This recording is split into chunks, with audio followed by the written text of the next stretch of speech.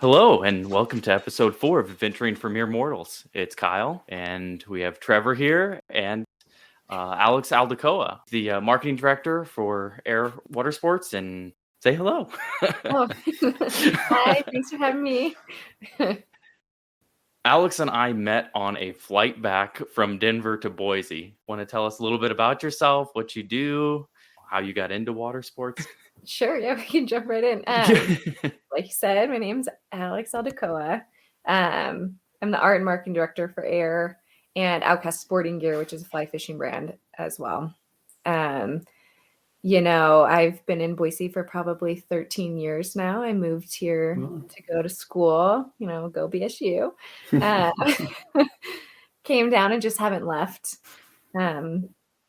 Grew up, being outdoorsy with my family, playing soccer, camping, hiking, rafting, the whole bit. Obviously, I'm super into rafting now, skiing, whether it's like resort or backcountry, as well as kind of getting back into mountain biking, hot springs, adventure situation, total Idaho girl.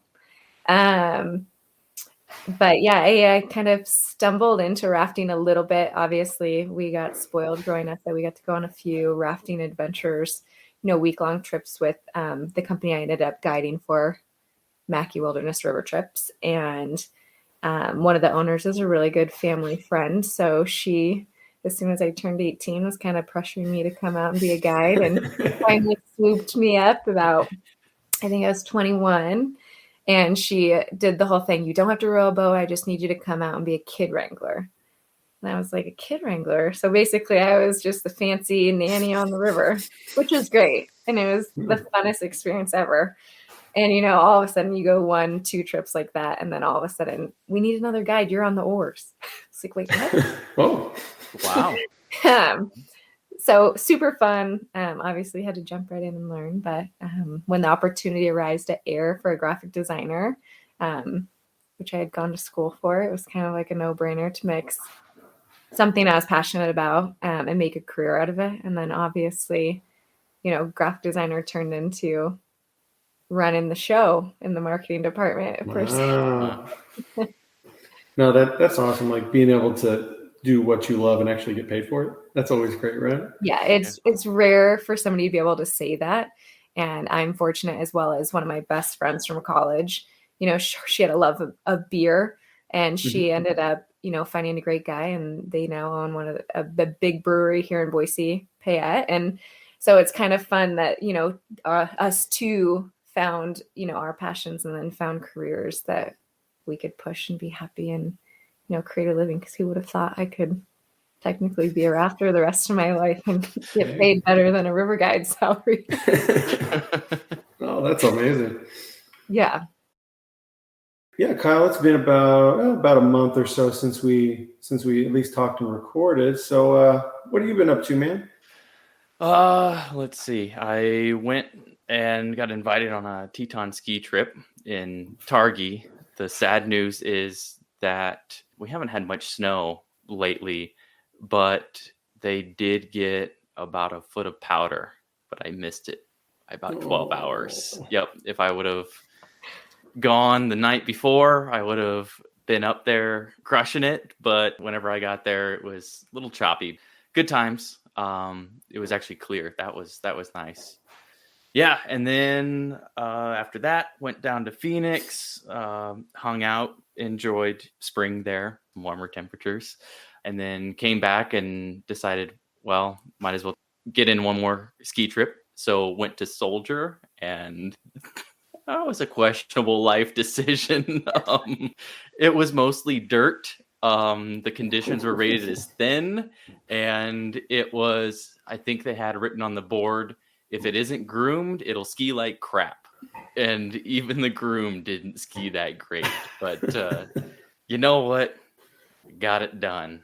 After I got that, I was feeling motivated, and someone reached out to me and it's like, "Hey, we've got a really fun race you should sign up for. It's gonna fill up in an hour, and it's the Alex. It's the race to Roby Roby. Creek. Yep. That one's brutal. Yep. So I accidentally signed up for a half marathon. I feel like it's like one of the toughest half marathons around. I think that's how they like market it, don't they? I don't know. It looked like a good time. It's brutal. Anytime someone says, "Hey, I have this fun race you should sign up for," that usually means it's brutal, though, right? Other than that, not a whole lot. Yeah, that sounds a lot like mine. Not a whole lot.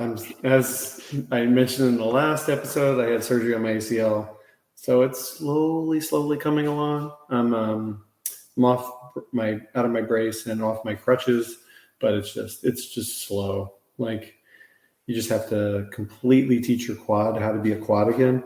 So it's a lot of PT and my walk around.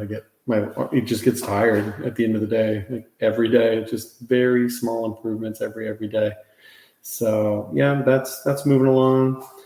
And yeah, I've been doing a lot of adult stuff. So sold the house I'm currently in right now. It closes in a few days, and so I'll be out of that, and then I'll live like a nomadic lifestyle for about a month until the house in Normal, or actually it's technically Bloomington, when we close on that. So my wife and kids will be going up there, and then I'll be hanging out here in Louisiana, bumming a room off a guy I work with for about a month before I go up.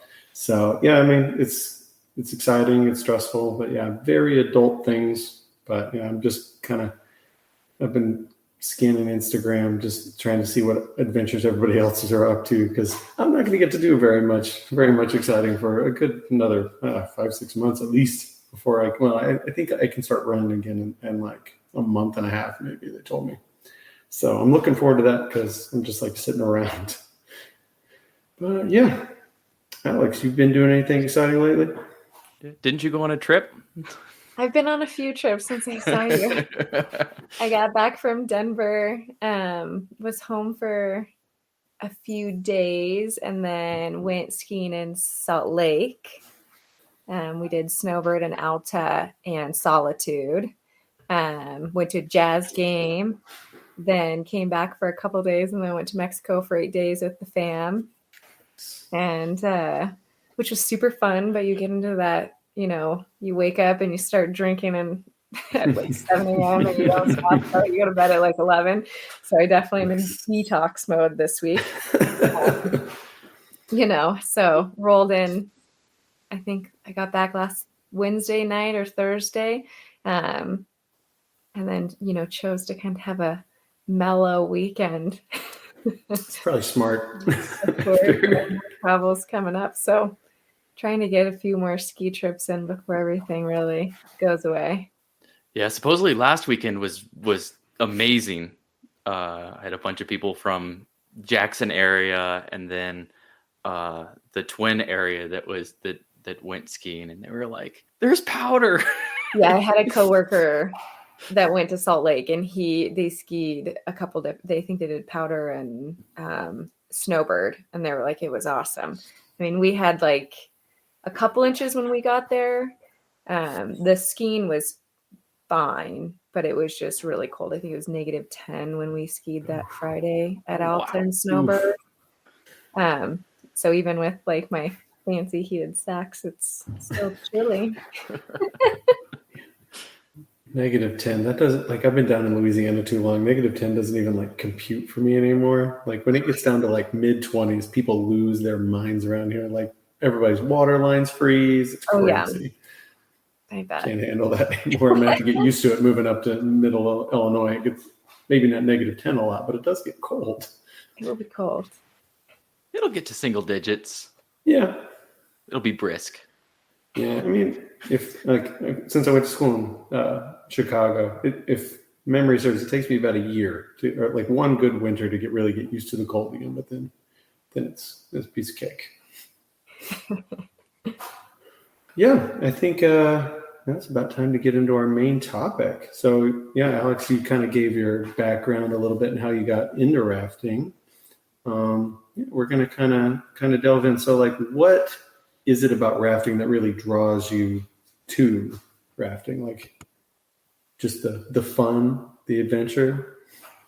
I mean, yes, ideally. To me, rafting is a sport that, takes all aspects of a person. Like, you have to be very mentally strong, as well as you have to be able to make decisions relatively quickly. You have to be able to read water. There's a lot more to it than people think. People will watch me or others, row a boat down a class 3-4 rapid, and then they want to try on the flat section, and they're like, wow, you make this look really easy. Because it really is. It's something you have to, you're using your brain to propel this boat, telling your arms what to do, things like that. But it's just, there's always new challenges, and there's always ways, not necessarily to make it harder, but there's new rivers to try. There's, different classes. There's, going from rafting into a kayak or vice versa and things like that. Like, I just feel like there's always something to learn, or going with new people, you learn different techniques and different tricks. And I personally enjoy being in the wilderness, where you get to disconnect and not have to worry about the stresses of every day. You're worried about, how long is it going to take you to get to camp so you can have that first beer? So like, do I set up my tent tonight, or just stick with the cot, under the stars, which is usually what I do. But, the life is just easy. Yes, prepping for the trips and, getting prepared and getting all the gear, is daunting and overwhelming. But once you're out there and kind of settled, it's just good for your soul. It's a way to, just go and disconnect and, regather everything and come back refreshed and, better for everybody that gets to be around you for the next few weeks. I like that a lot. Like, I've went rafting like maybe 3 times in my entire life, but I see something very similar myself for hiking. Like, it's like my recharge. Like, I've mentioned it previously that if I don't go like be outside for a long period of time, I get really grouchy. Like, I'm starting to get grouchy now because I'm not able to like go out. So I'm trying to like moderate that a little bit in my head, so I'm not just a pain to be around. Yeah, no, the stir craziness is definitely real. Yeah, definitely. You mentioned that the preparation can be stressful, but what does that entail?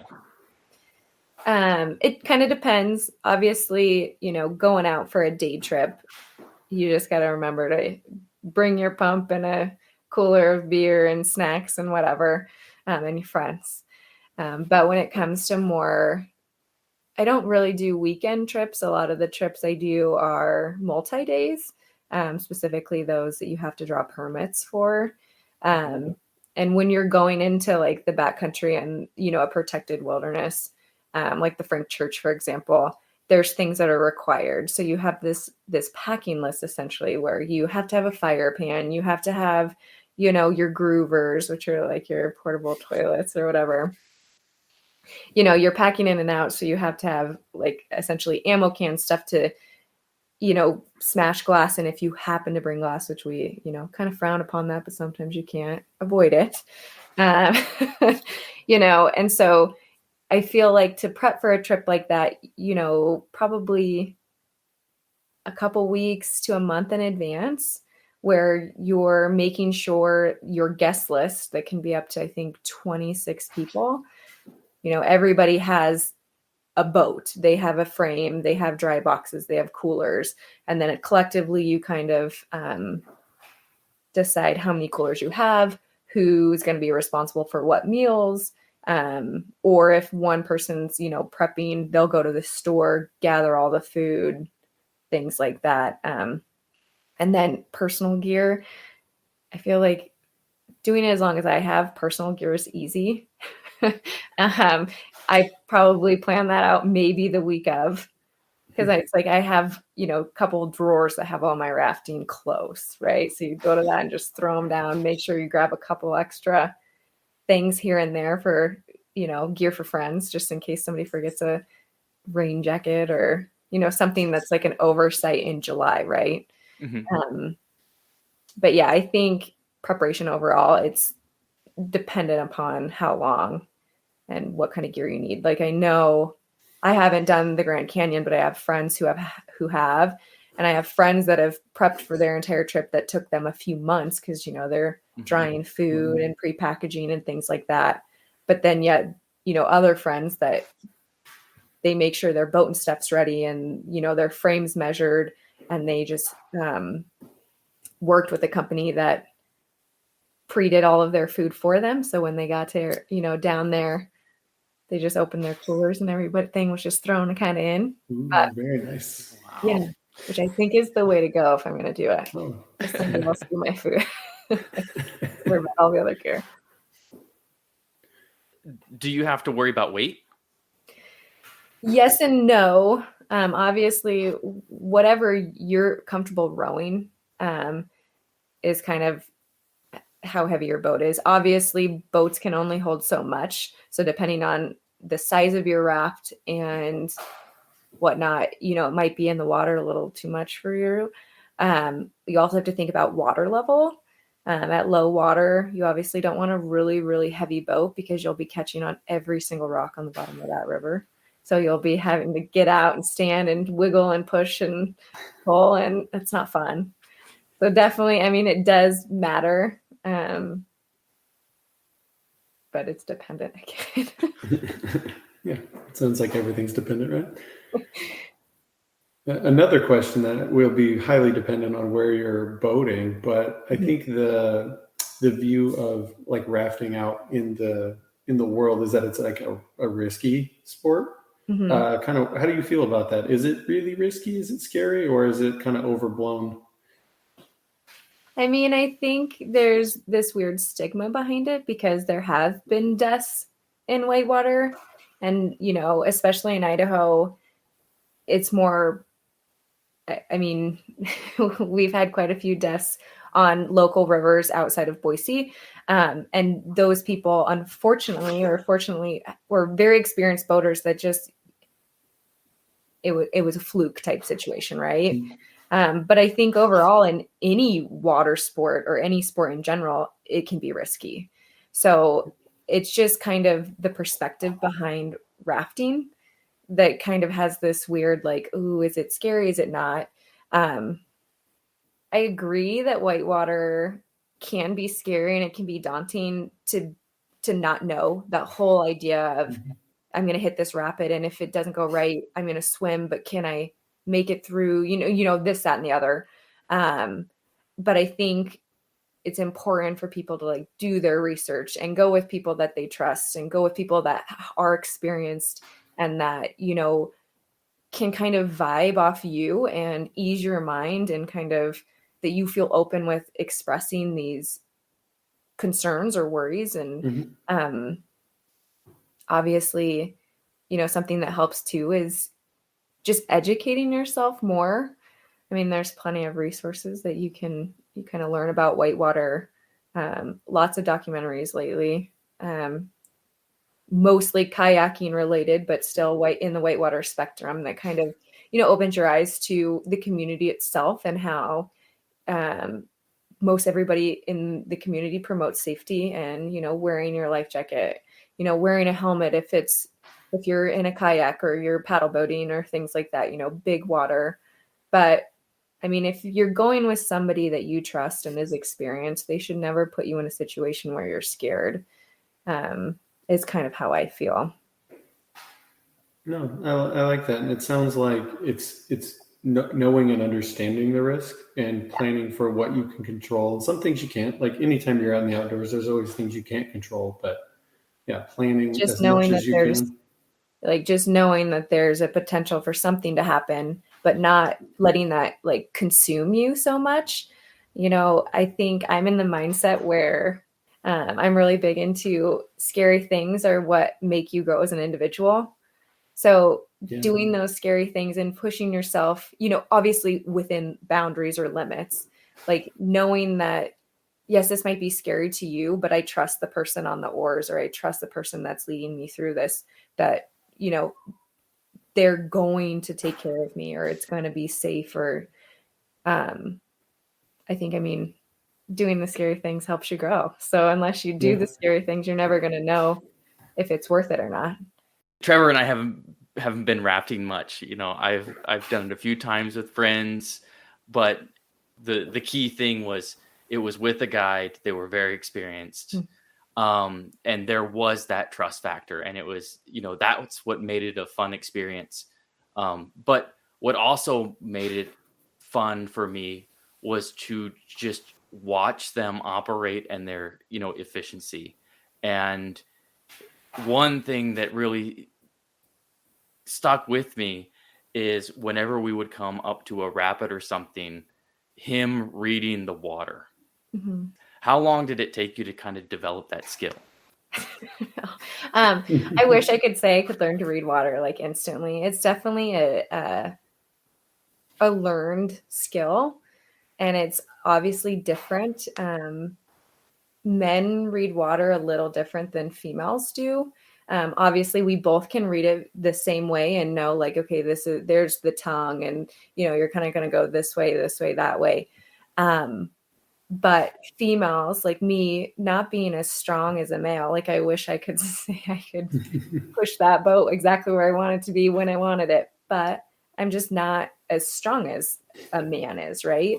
And so I learned to read the water a little bit differently, where I can use the water to my advantage, which is helpful. Obviously, when I first started learning to guide, I was learning from men, and then I had two great mentors, which are a really great girl named Allie Rude, who is probably strong as any man, as well as like my best friend and cousin, Kelly. And those two ladies were out there guiding for Mackie before I was, and coming and watching them and just being able to experience and feel confident in, the fact that girls can do this, and having these women encouraged me and be like, just because you're not as strong as that man doesn't mean you can't get that boat where it needs to be. Use that slack water, use that eddy line to kind of pull you in, or, make the move earlier. Instead of pushing the boat forward, turn it and start back rowing, because you're going to be a lot stronger pulling than you are pushing, so it was good to have the females that I did to show me that, it's okay to make a mistake, but you are strong. You do have talent. You can read the water. But at the same time, it's also good having those men or, guys kind of pushing you to get better, stronger, faster, quicker, keep up and kind of get tough. Being a river guide, you're out there for 6-7 days at a time, and you're dealing with, usually there's 6 guides and 24 guests. So you're out there with people that might not have ever camped before, or, you're taking care of all these people, and you're putting their tents up, you're cooking them breakfast, lunch, and dinner, you're, hanging out with their kids, hanging out at the campfire, things like that. So you get put into these situations where you kind of have to take a leadership role. And if you are going to be kind of a sheep, you're going to get eaten a little bit. It's not going to work very well, right? Yeah.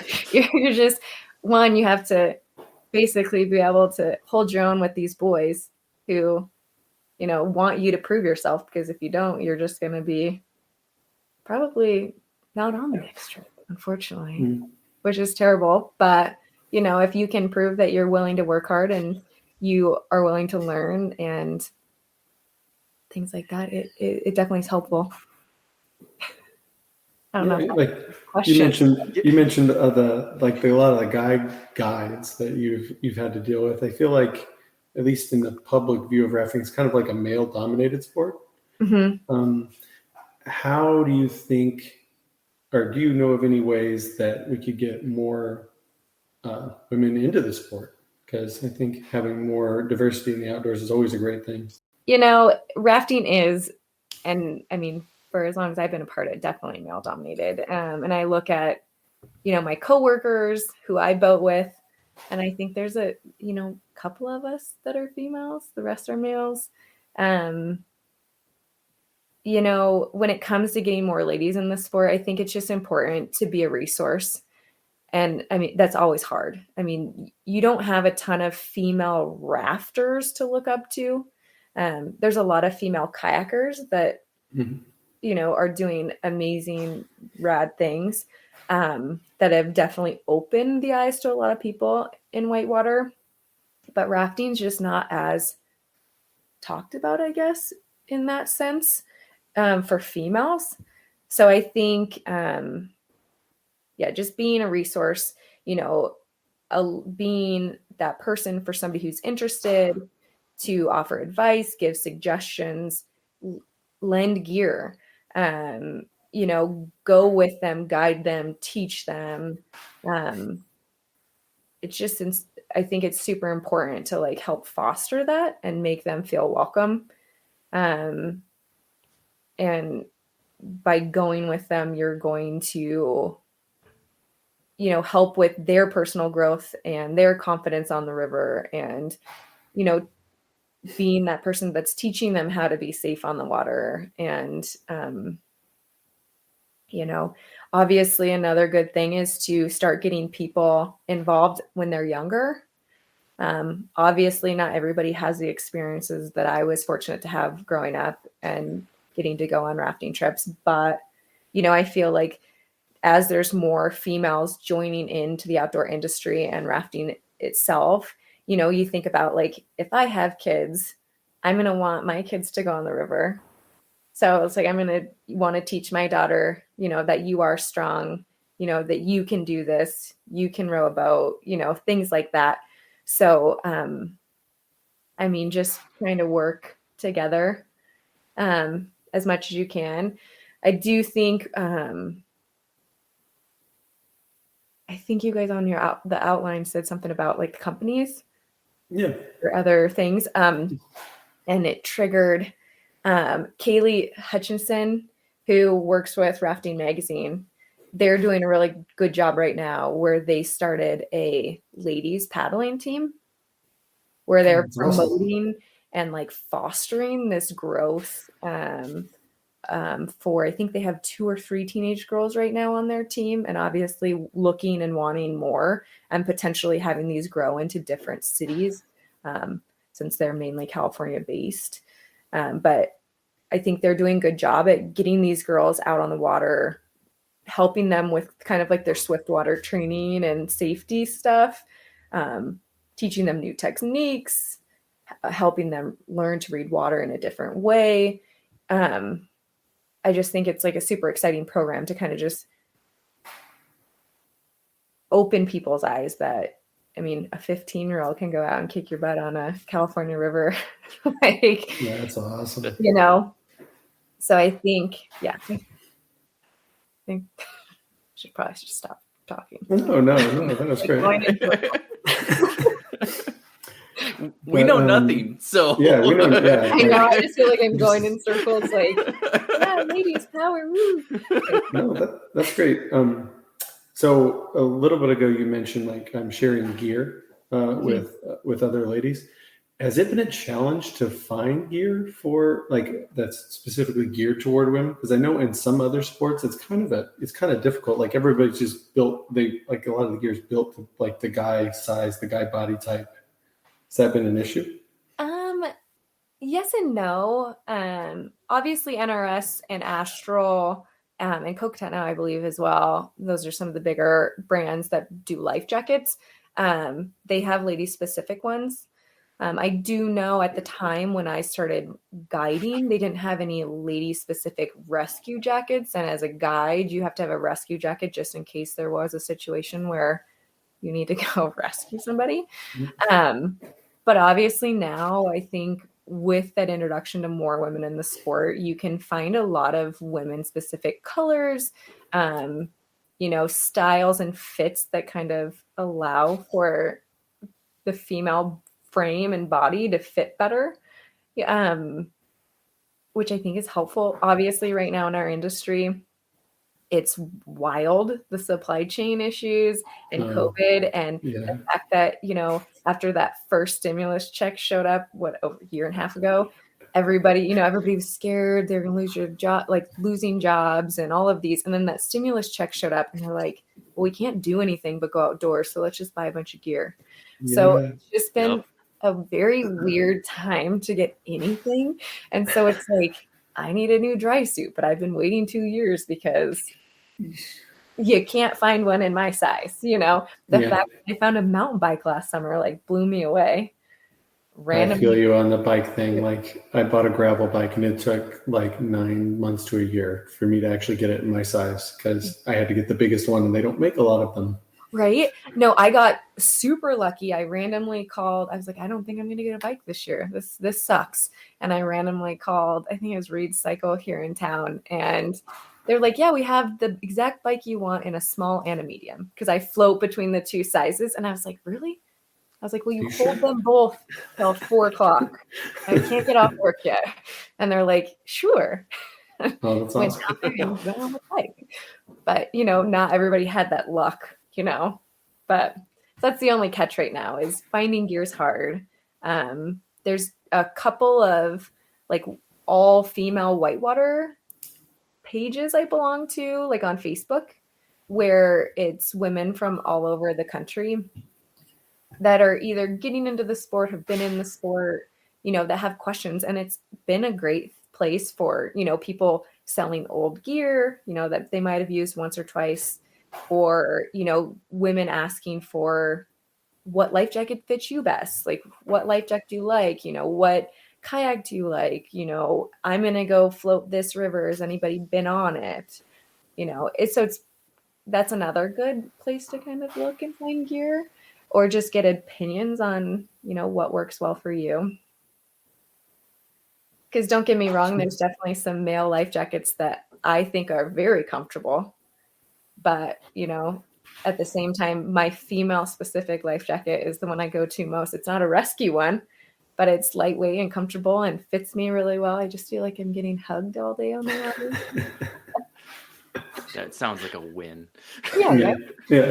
Hugs on the river with beer. Right in your little pocket. As long as it has the beer pocket, you're okay, right? Oh, yeah. I'm sure my boss would love to hear me say that. We drink responsibly, people. Very of course.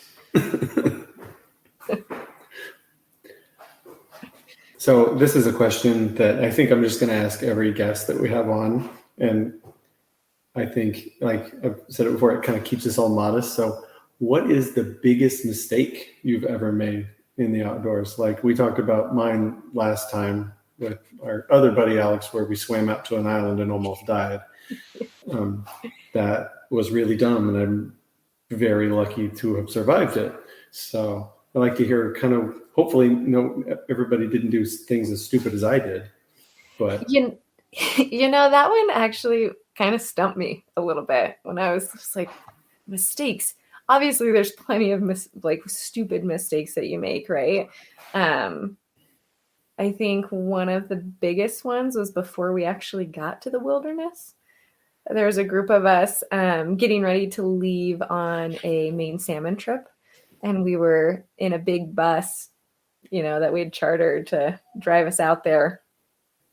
And halfway there, we realized we forgot the fire pan, which is required to go on the Maine salmon. So luckily, we were able to call Mackie, who I used to guide for. And they're like, yes, you can stop in Stanley and pick one up, Alex. Big deal. So that was like a big mistake. So if, there's something that you need. Another mistake I think I make every time, and maybe this is like such a girl thing, is I overpack. I am a natural overpacker. And yes, it sucks when backpacking, but I'm the one that has to deal with it. But I always seem to have gear for friends. Like somebody forgets, a rain jacket comes to mind easy. Somebody forgets a rain jacket, or, I always pack a ratty pair of Uggs for the river. And I remember the first night, every time I pull them out, people are like, what? You brought Uggs on the river? And I'm like, after your feet have been in the water and cold, I just don't want sand on them. So I put some wool socks on and put Uggs on. And yes, sometimes it's overkill. It's hot out, but my feet are warm and they're dry and I'm comfortable. And usually by night 3, everybody's like, oh, we should have brought Uggs. Stuff like that. You know, there's been times where somebody left the propane on and we end up running out of propane by night 3 and we still have 2 more nights for dinner. So we're better build a big old fire. Stuff like that. I wouldn't say anything. I mean, there's definitely been scary moments and close calls, but nothing where I would call them mistakes. It's just unfortunate accidents, I guess. Well, that's good. Yeah. Minor mishaps. Minor mishaps. That's a much better term. Yeah, I like that. Is there anything you want to talk about other than rafting? Like, I don't know. I don't know. I've been thinking about rafting all day for you guys. You know, I mean, when it comes to, I mean, we kind of touched on this, but like rafting being a male-dominated sport, or most of the outdoor sports I do are male-dominated, you know, backcountry skiing, rafting. I used to rock climb, not so much anymore. You know, you see females out there, but not a ton. And I think one of your guys' questions were a challenge of being a female and male-dominated sport. And I think it's important to touch on, I think one of the biggest challenges I see or that I face was just finding my voice and being confident in my skills. Obviously, I am confident in my skills now, but it took a lot of learning to get there.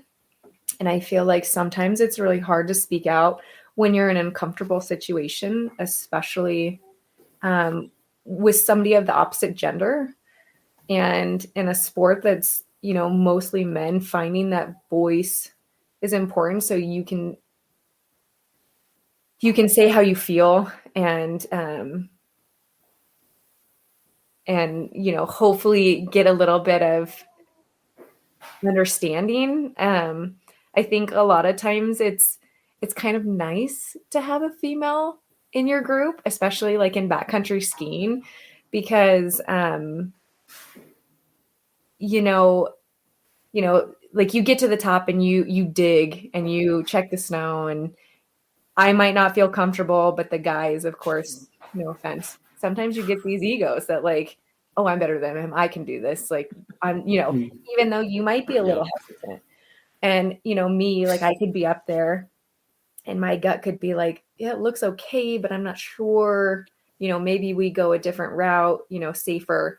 And I think it's smart, you know, once you do find that voice or feel comfortable to be able to say something, because when you finally do say, hey, you know, I don't agree with this, you know, sometimes I've had an experience where a couple of the guys that were there were like, oh yeah, actually I agree with Alex. You know, it's like the moment a female says something, it kind of breaks the ice almost.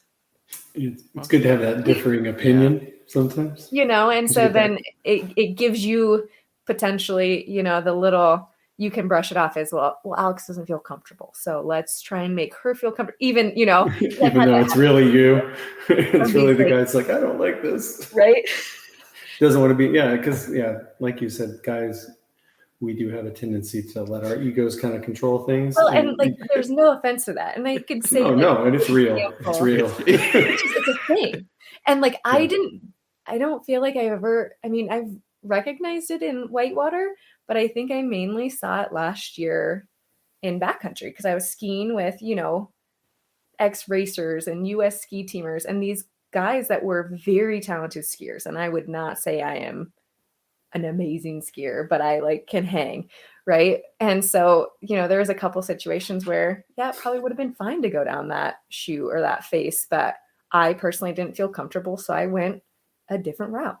And usually 1 or 2 people would follow, and you know, it was fine, and it would have been fine to go where they went. But I was glad that I spoke up and I said that I was uncomfortable. I guess like a good example when it comes to rafting was, I think it was 2 years ago now, a group of us did Hell's Canyon. And this is a group that we've ran the main salmon, the Middle Fork, day trips, a couple of just overnighter quickies. So we're all relatively comfortable with each other. And we were getting to the bigger rapids on Hell. So I think we were at Wild Sheep. And those of us rowing, parked our boats to go up and scout just to double check, nothing had really moved because none of us had run it in a couple of years. And I remember I was the only female, and we had four other guys with us. And so we all walked up. We're all kind of standing there. Nobody's really saying anything. And this one guy, he looks and then just turns around and starts going. And I was like, whoa, where are you running? And like, I don't usually say anything because like I said, I read the water different. So I use it as long as we're all going in the general right direction. I'm good. But I'm not going to tell somebody, oh, you should pull into that and use the slack water, because they aren't going to know, right? And this guy, looks at it, starts leaving. I was like, oh, hey, where are you running? And he goes, oh, I'm going to do this, and I'm going to do this, I'm going to do this. And I was like, oh, okay. I was like, that sounds great. I go, but I will suggest, pointing your bow at 10 or 11 o'clock down at that last wave. And he's like, what are you talking about? And I was like, behind that wave is a lateral that if you get too far left, that wave coming from your left could flip your boat if you don't square up to it. And he's like, there's no wave back there. And I was like, no, I promise you, there is a wave back there. Just, point your nose that way just in case. Because what'll happen is that you'll hit it and that wave will just take you right into this other little chute, basically, to finish the rest of the rapid. And he's like, ugh, okay. And then we get through the rapid, right? And we all kind of met up because you just kind of want to get through that excitement. And he's like, hey, Alex, thanks for letting me know about that lateral. And at that moment, it like made me feel really good that I spoke up, and that, proud of myself and making, just nobody likes to flip a fully loaded boat for 4 days back over. So it was nice that, he took what I said into consideration. And then thanked you for it. Yeah. And then thank you was huge, because then that instantly, kind of gave me confidence in the fact that, they do respect me and my skills enough to, take my knowledge and opinions into consideration. Because somebody could have just been like, she doesn't know what she's doing. But instead he was like, oh, thanks for letting me know. I wouldn't want to flip my boat back over. It's like, because, he did get a little left, but that's to be expected. You can't control everything. And as long as you prepare, you're good, right? Yeah. Right. So I refer to that as groupthink. Yeah. You have to break the groupthink, because generally folks follow the loudest, the person who speaks the loudest with the most confidence. Right. And it's you're right. It's really important to speak up, because that's really where risk is mitigated, at least from my experience. No. Yeah. And I just think in overall life, like if you're not going to be able to take charge and speak, not necessarily speak your mind, but defend yourself or voice your opinions, you're not going to go anywhere. You're not going to get that next promotion if you're not willing to ask for it. You're not going to get, the full respect or, that you deserve if you're not going to be at least try to present your ideas, things like that. So I just think it's a good skill to be learned. And then obviously the more you find that voice, the easier it is to help you in situations anywhere, whether it's outdoors or just general life. I would even expand on that to say it's okay to speak up when you don't know or you don't understand too, because that's how everybody gets better and learns too. Yeah. And that could give opportunities for other people to go, oh, I actually can help with this. I can help you do this. And then we all get better together. Yeah. Or it can flip it and people will go, oh, actually, I don't know either whenever I think about it. Yeah, And then it's like, well, let's try it together. Yep. exactly. No, Happens to be a lot. No, and I think it just admitting that you don't know. I mean, that's really hard for anybody. Yeah, it's And scary. I think in the outdoors, especially in rafting or any sort of sport where there's a little bit of risk, it's okay to say you don't know. And it's okay to ask what somebody else is thinking. You know, like, I would love your suggestion. It needs to be a collaborative sport. Obviously, you need to trust in your skills and that you can do it. But if you know, are you sure that's the right run? You know, like I was at in West Virginia for Golly Fest a few years back before COVID with a couple coworkers, and the three of us are really good boaters, you know, and we can read water, and so we just figured we'd read and run the whole upper Golly. Thankfully, at the put-in, we met these guys that were like, "Oh, we run it multiple times every year when it opens. Like, if you can keep up, you can follow us." So we're like, we can keep up. And there was a couple rapids where we were so grateful that we had them to follow, because one of the guys was like, "Hey, how do you guys think you'd run this?" And I was like, "Oh, I think you'd enter, you know, right of center, and you're going to push center and then cut all the way back over right." And he goes, "Wrong." I was like, "What do you mean?" And he goes, "It looks that way, but there's, you know, this, and this. And if you go over that wave, there's like this sharp rock that'll tear your boat." And so as you're going through these rapids, you're like, "Oh my God, I'm so glad there was somebody there that knew what they were doing, because we would have been screwed." Yeah, a whole different outcome. Right? So it's like, I mean, obviously that's an extreme situation, but, you know, I agree. Just asking the questions. Don't be afraid. Speaking of asking questions, if people are looking to find more information about rafting or whitewater, where are some places they can look? I guess I'll break it into two. Sure. Locally, in Idaho, we have Idaho Rivers United, as well as Idaho Whitewater Association, that have a lot of good tools and resources on their website. Also, more in Boise area, we have Idaho River Sports and Alpenglow, that are, you know, more shops that have gear, but they also can they have this weird little community where they'll do, I shouldn't say weird, that's terrible. They have these communities where, you know, they'll do little studies or classes at night, and it can, you know, groups of like-minded rafters or people can come together. So, you know, obviously if it's something that you're interested in, you know, go and kind of become one with that community. And so, you know, it's nice to start with your local shops and your local whitewater associations, if you have whitewater in your area. And then I think broadly, a great resource is American Whitewater. They do a lot of stewardship on rivers all over the U.S., as well as, you know, you can find a bunch of things on safety, you know, how to be a good, how to be paddle wise. I think they teamed up with NRS for that one, where it was like different things to remember while you're going out on the weekend, especially for all the new entrants that we've seen in the last 2 years. They also have water reports and, you know, just some little guides and tips and tricks. And then I would say lastly, and I'm sure there's plenty of more, obviously there's hundreds of Facebook groups you can probably join of like-minded people, you know, that'd be willing to be like, "Hey, yeah, come, we're doing this. We'll outfit you and give you a safety talk." But forums, Mountain Buzz is a really good forum where it's just kind of like open, where people will pose a question and you have an account and you can comment back and forth. So obviously, like, specifically for ladies, maybe if you weren't having luck somewhere else, maybe posting a question up there and see how many ladies you can get responses from, things like that.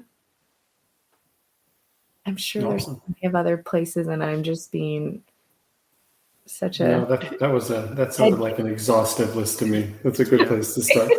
And if anything comes to mind, you can always let us know and we'll add it to... I can throw it in the show notes. I mean, those are like the local ones, and then obviously American Whitewater's the big the big one, but obviously I think state specific, there's different ones depending on where you're at. So Okay. Cool. Idaho. Well, I think with that, yeah. Thanks for coming on, Alex. This has been Of really, course. really great. So I guess we're just going to kind of bring it home if everybody's cool with that. So Alex, do you have anything you want? Oh wait.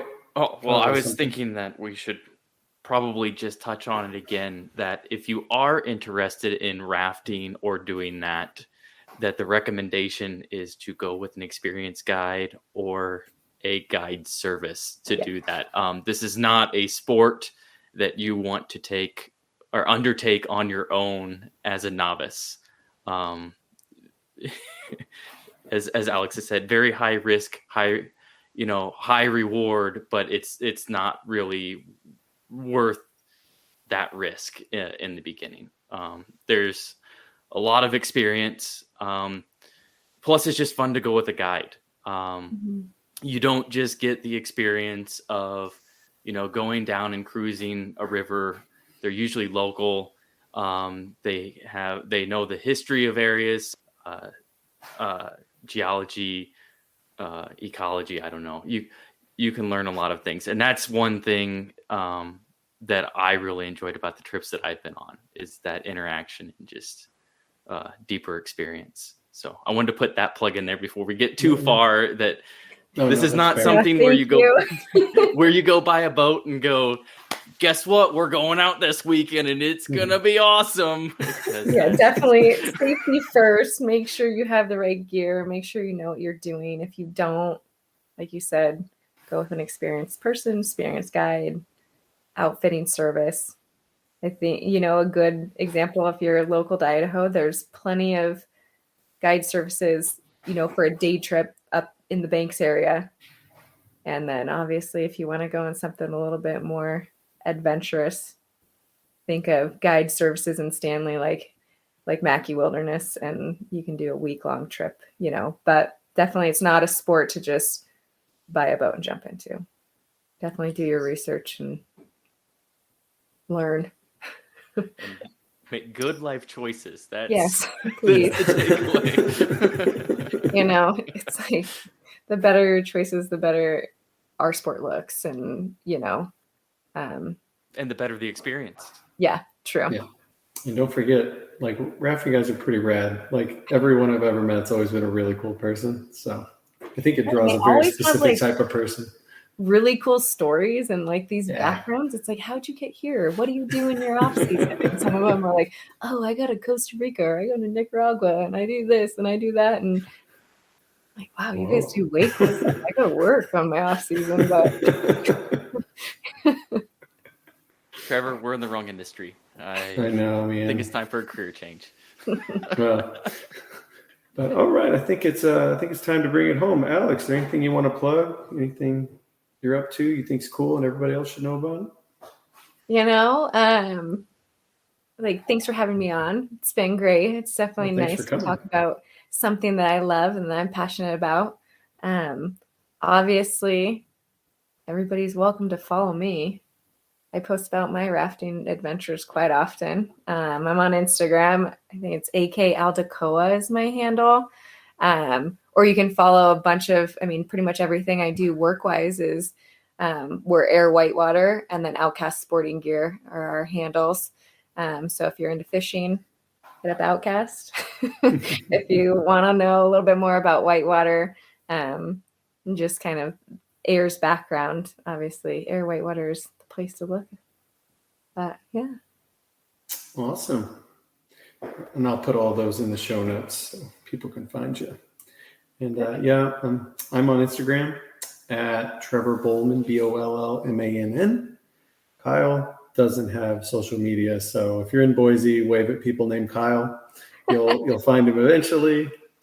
What else? So if you want to get a hold of us, you can email the podcast at adventuringformeremortals@gmail.com. We also have a Discord all that's in the show notes, so you can find that there. if anybody liked what you're hearing, write a review and give us a rating on any of those podcasting apps. And if you give us a 5-star rating, no matter what you say, within some bounds, I will read it on air, as long as you're not very vulgar and cursing at us. But yeah, Alex, thanks again for coming on. And until next month, we'll see y'all later. Bye, y'all. Take care. Bye.